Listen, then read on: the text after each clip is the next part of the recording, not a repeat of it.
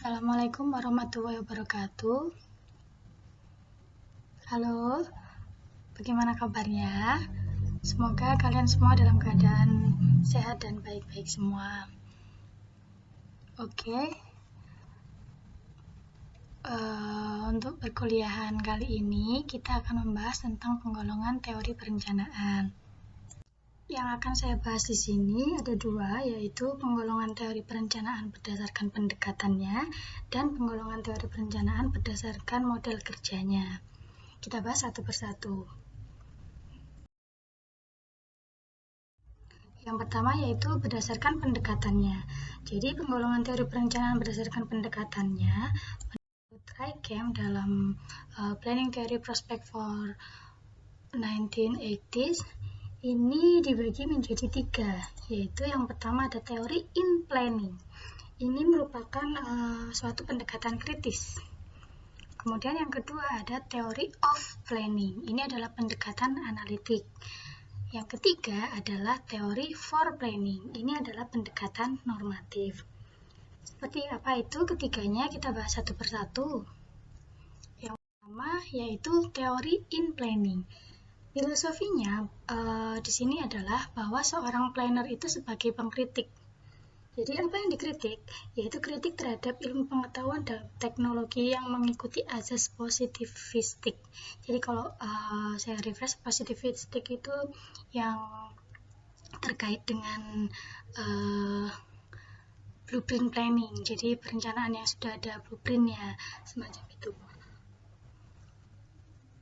Dan selanjutnya adalah planning harus menguasai kekuatan-kekuatan politik dan sosial. Ini hubungan antara planning dengan ideologi.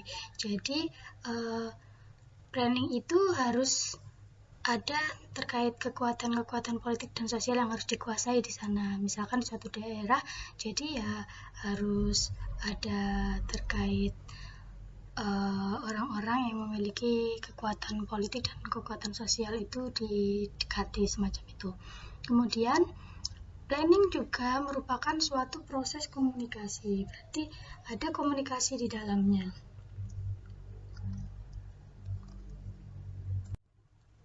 Oke, yang kedua ada teori of planning. Teori of planning ini filosofinya adalah planner itu adalah problem solver, jadi orang yang bisa memecahkan masalah di sini.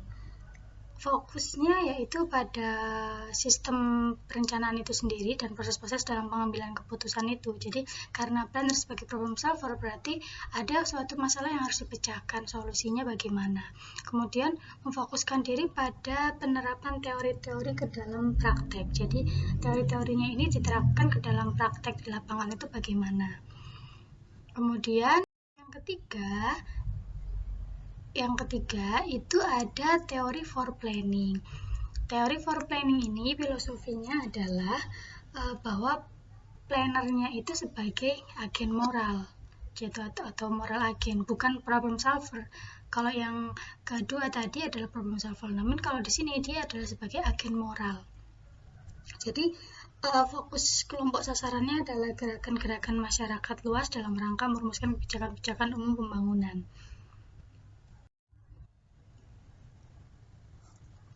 Dan hubungan antara planning teori dengan paradigma, saya contohkan seperti ini.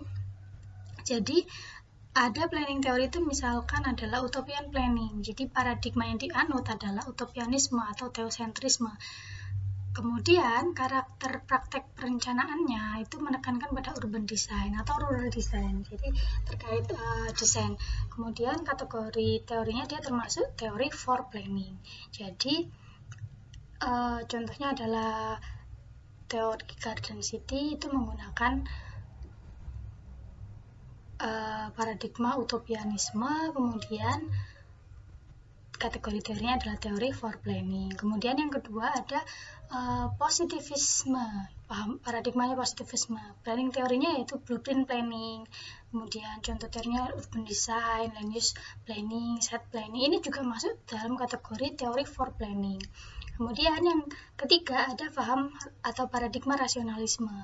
Planning teorinya adalah rational comprehensive planning, kemudian karakteristik praktek perencanaannya itu policy analysis. Kemudian kategori teorinya dia termasuk theory of planning, teori yang kedua tadi. Kemudian yang ketiga itu ada paradigmanya fenomenologi. Contoh planning teorinya ada rural planning, empowerment planning, kemudian social planning. Nah, ini karakteristik perencanaannya adalah social learning atau social mobilization. Kemudian kategori teorinya ini termasuk yang pertama tadi, yaitu teori in planning.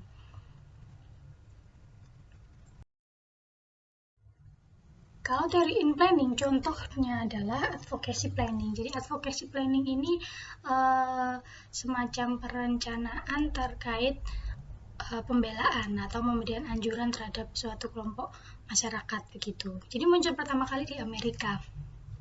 Ini digunakan dalam konteks plural planning. Jadi ketika suatu kelompok masyarakat merasa tidak dipedulikan atau tidak diajak bicara atau kepentingannya hanya sedikit yang diperhatikan atau diabaikan, nah, di sini planner dapat memberikan anjuran atau yang namanya advocacy, yaitu selain membuatkan rencana untuk mereka begitu. Isi rencananya biasanya berupa kritikan atau pengajuan alternatif atas rencana yang telah dibuat oleh pemerintah. Yang kedua, kalau contohnya teori of planning yaitu rational comprehensive planning. Jadi ini perencanaan yang memiliki citra holistik atau menyeluruh ya. Ini kemudian di sini rational comprehensive planning ini sangat populer untuk para planner. Di samping itu, tapi dia menuntut SDM yang berkualitas tinggi dan berpandangan yang luas yang mampu menangani masalah-masalah detail. Gitu. Ini sudah pernah saya jelaskan sebelumnya di dalam model perencanaan dan paradigma perencanaan. Silakan direview kembali materinya. Yang ketiga, contoh yang ketiga adalah teori for planning. Teori for planning ini contohnya adalah blueprint planning, itu perencanaan-perencanaan yang memiliki citra pasti gitu. Jadi ada cetak birunya atau suatu master plan-nya gitu. Jadi menerapkan pekerjaan keteknikan. Jadi ada standar-standar atau panduan-panduan atau pedoman-pedoman yang dilakukan dalam perencanaan tersebut.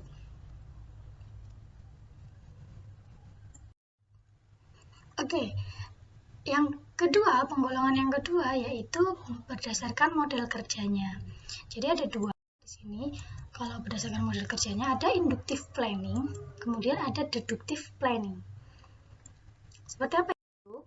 Inductive planning itu sumber acuan nilainya adalah suatu fenomena yang ada di lapangan atau realitis empiris yang ada di lapangan. Jadi pengamatan lapangan itu adalah sumber acuannya.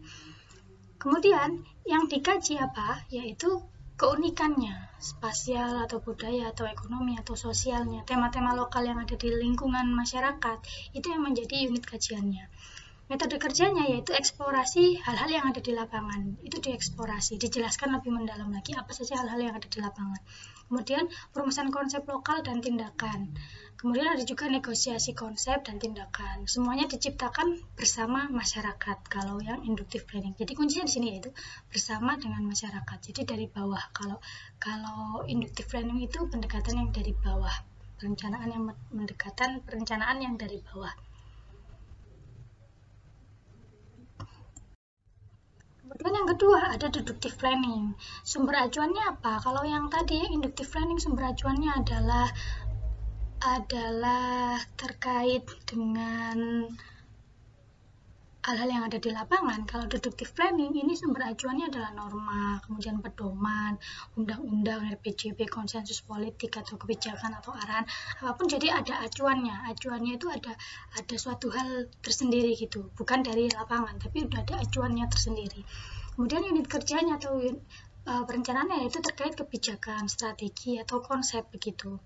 Metode kerjanya yaitu analisis hierarki, kemudian operasionalisasi standar dan norma, itu bagaimana formalisasi konsep tindakan, diciptakan atas dasar analisis rasional, ilmiah, dan komprehensif.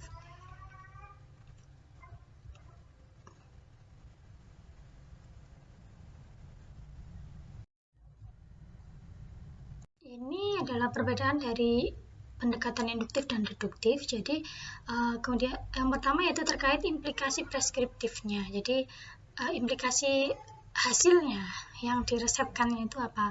Kalau induktif itu memperkuat keunikan dari lokalnya, kemudian memperkuat tema-tema lokal, mengembangkan jaringan antar unit keunikannya, kemudian kooperatif. Kalau deduktif itu membawa ke arah nilai yang baru. Jadi dia mengarahkan, merekayasa, menyamakan, menyatukan, mengikat, mengatur sumber daya. Jadi seperti itu. Kemudian yang kedua terkait peta masalah. Kalau induktif itu variabel atau tema atau substansinya itu ditemukan atau dirumuskan di tengah-tengah masyarakat. Kalau yang deduktif, variabelnya itu telah ditentukan terlebih dahulu. Jadi untuk menjaring apa yang di lapangan. Jadi di sini sudah ada variabelnya dulu ditentukan oleh konsep atau teori atau pedoman yang tadi, kemudian baru diturunkan di lapangan. Nah, kalau yang induktif itu dirumuskan di tengah-tengah masyarakat atau digali bersama masyarakat gitu. Yang ketiga yaitu terkait peta tindakan. Kalau induktif itu merupakan konsensus antar kelompok masyarakat dan perencana.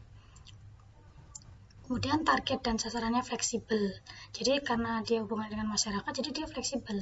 Kalau yang deduktif itu dirumuskan atas dasar analisis rasional atau ilmiah. Rasionalnya seperti ini. Jadi berdasarkan panduan atau berdasarkan konsep atau teori itu seperti ini. Nah, dengan demikian target dan sasarannya menjadi terukur karena sudah ada yang diacu. Gitu. Kalau yang keempat terkait pemantauan, kalau induktif itu pemantauannya dilakukan oleh kelompok masyarakat bersama-sama planner.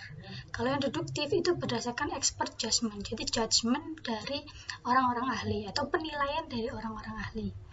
Kemudian yang kelima terkait ukuran hasilnya yaitu kalau induktif adalah keberlanjutan keunikan lokalnya. Jadi apa yang didapat di lapangan itu ukuran hasilnya adalah keunikan lokalnya. Kalau deduktif itu capaian target sasarannya. Jadi karena udah ada pedomannya, maka ada target dan sasarannya. Kalau aspek anggaran, kalau induktif itu longgar, situasional, kondisional. Kalau yang deduktif itu lebih ketat terjadwal.